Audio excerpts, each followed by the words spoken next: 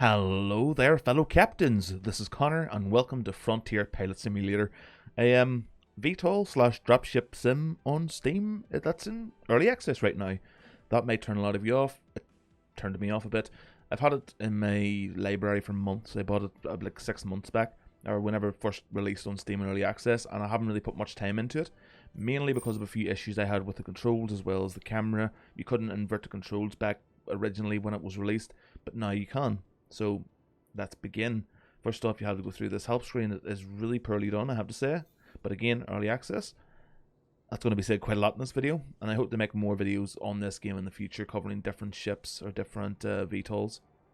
VTOL, by the way, means vertical takeoff or landing, I think. But I love games where you're a pilot of like a dropship or a VTOL, that type of thing. I always have. I remember there was a Mech Warrior game, BattleTech game on the original Xbox, where of course you walked about in mechs. I think you didn't get out of the mechs and run around, but you also got to pilot a VTOL, one of these fellas, and that was the most enjoyed part of the game for me. I mean, even in Halo Combat Evolved, I always wished I could actually get out or get into a Pelican and fly it.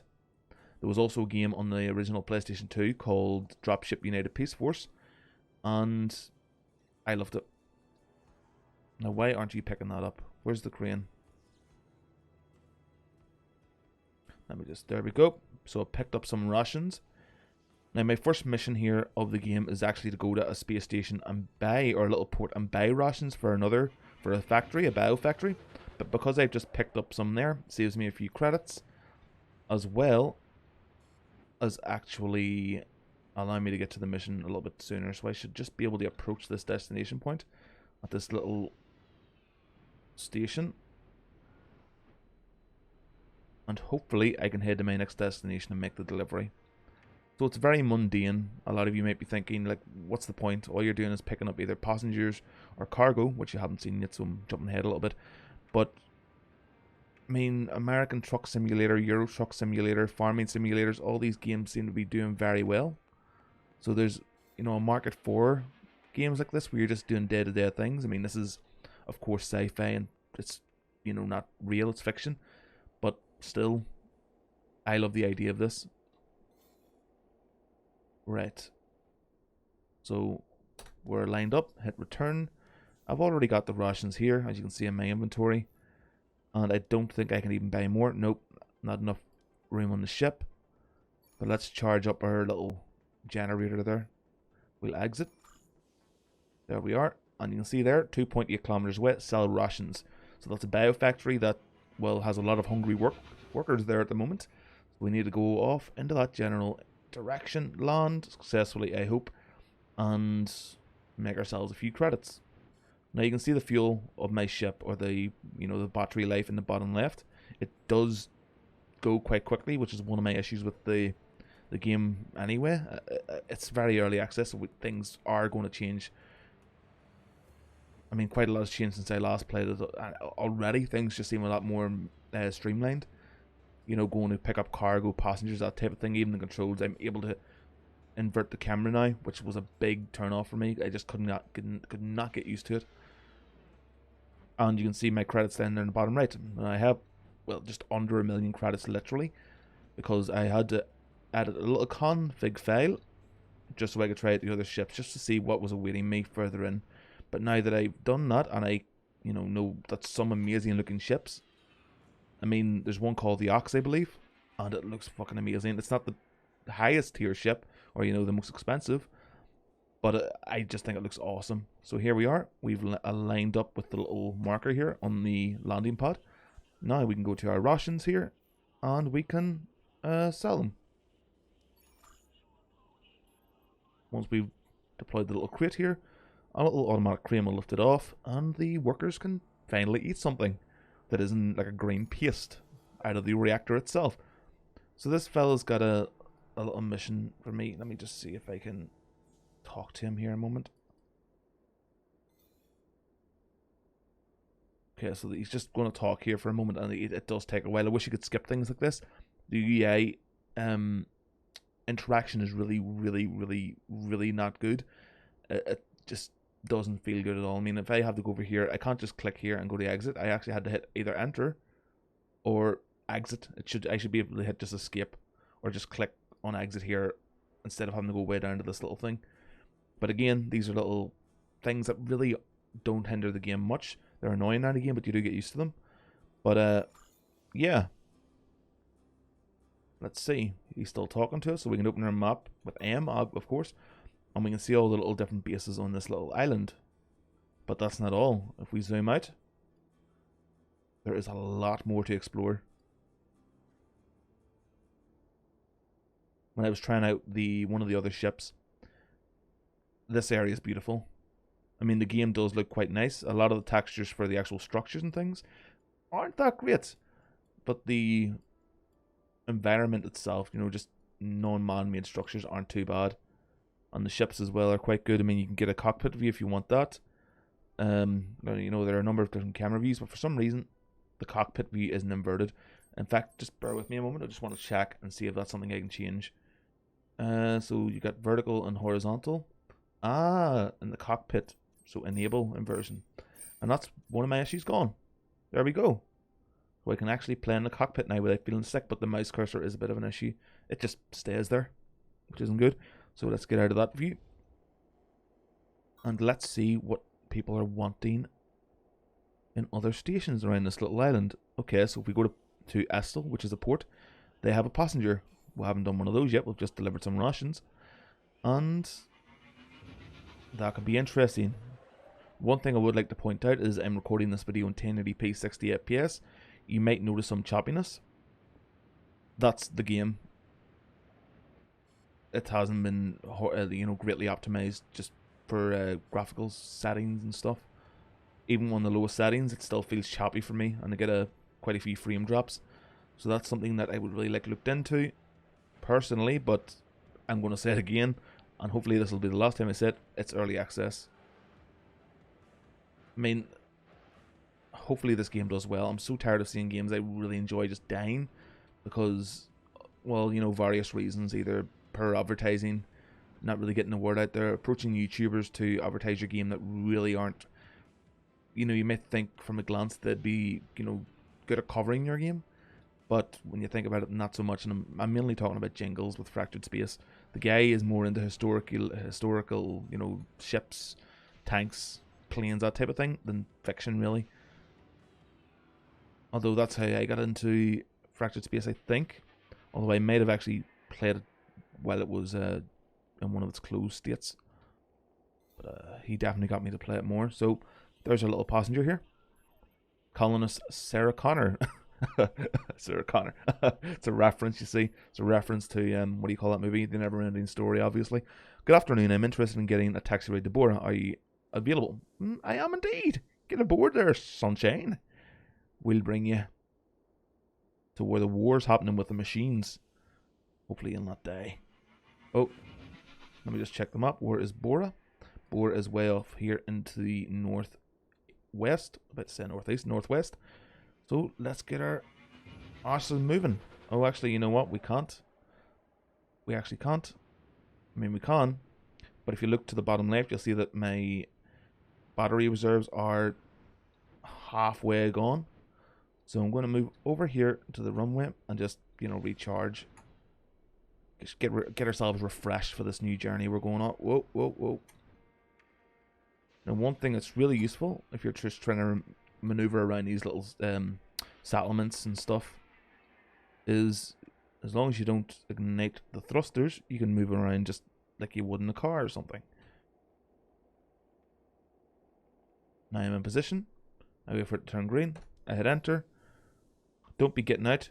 Do not be getting out and just here to recharge. Click on recharge, wait till it's full. We'll take the necessary credits, hit return, and we're good to take off. There we go. Right. Now there is a little function in the game that's really quite nice. I will enable it for a second, but it does kill my frame rate even worse than just, you know, by default. If I hit V on the keyboard, it will show me the current direction of the wind. So, you know, that for like turbulence and stuff. And if you look really closely, The ship is kind of shaking a bit with the turbulence, but it is blowing to the north, about the northeast or so, I'd say. Yeah, about the northeast. We'll turn that off. Get a few frames back. Oh, and there's a few geysers there. Now they're a threat, as are volcanoes, as are strong wind currents. You know, you have to make sure you're paying attention to what's going on around you, and also what's in front of you during your journey. Okay, we'll land at Bora here. We'll drop off our Sarah Connor wannabe. And hopefully he shouldn't get shot by an Arnold Schwarzenegger impersonator. That would be the worst. Oh, we've got another passenger here. Cool. So one thing I've noticed is, apart from, you know, the fuel depleting quite quickly, how difficult it's going to be, or how difficult it was, even for me in one of the larger ships, to make it to the mainland off this island. But there are ship upgrades available, so that's something. So let's just line ourselves up here.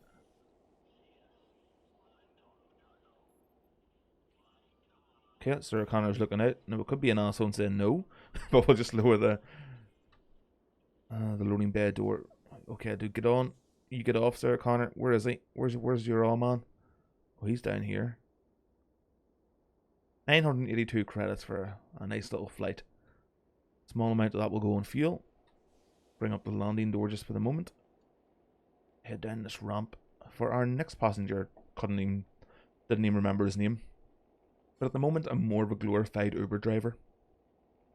But I do remember it getting more challenging, you know, the landing locations and stuff. So the game does challenge you, and if you thought landing in Elite Dangerous was difficult, which I don't understand, maybe your first couple of times it is, but I don't really see it, you know, being difficult after that. This is a bit more challenging in certain locations. There was a large tower, larger than this one, larger than that one, like 3 times the height of that one, and there was a little platform jutting out from the side. Now that was hard to land on, but that was like 3 months back when I played it for the first time. I'm just recently getting back in, and there's geysers here, so I want to completely avoid them. Now, where was your man going? I didn't pay attention to him. Ostland Central. Hold on. Ostland Central. We're gonna have to land here so I can check. Oh, we need it recharge as well. So that's something that really bothers me so far, is just how often you had to recharge. Doesn't make sense. These ships should be able to be in the air for, if not an hour, a couple of hours. I know it's a game, but still, it's a little bit tedious. You know, going on a couple of missions and having to refuel, it just... Whoa, whoa, whoa. Whoa. God damn it. See, that's me getting distracted with talking instead of focusing on what I'm supposed to be doing here, which is recharging our batteries and finding out where Ostland Central is. I think I have a vague idea of where it is anyway. Ostland Central, there it is there. Yep, Central, so it's in the center of the island basically. But we also need to recharge. So just over 100 credits for half the battery, that's not too bad. Exit, and let's drop this fella off. But again, those geysers, so I'm going to have to go around them.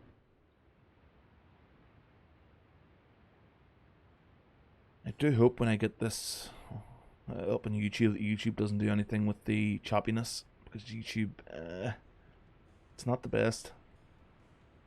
I'm so surprised, you know, something hasn't challenged it yet. In regards to at least just uploading videos for everyday people like myself. There's Vimeo and a couple of others, but they just aren't the same. But that's what happens when you don't really have much of a competition. You start letting things drop, letting things slide, and starting to treat your user base like crap, which is never good. I think that's the Ox, or assuming that's what its name is. That larger dropship there. Okay. We got our other little passenger to his location, Mr. Ferguson.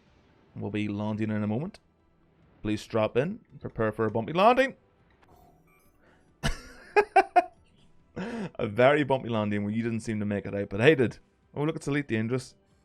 Even wearing a similar type of little suit, space suit.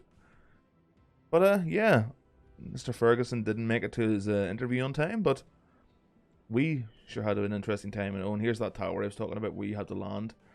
This one over here in the top left. That was difficult. Bet I could do it now, but yeah. I'll see you guys next time. Oh, and don't forget, if you want to support me and the channel, you can make a donation down below at either the Streamlabs or the PayPal link. PayPal link is more preferred, because Streamlabs is... I'm trying to get things sorted out with Streamlabs at the moment. And yeah, the Discord link is also there. But enjoy whatever it is you're playing. And of course, like always, we'll see you next time. Bye-bye.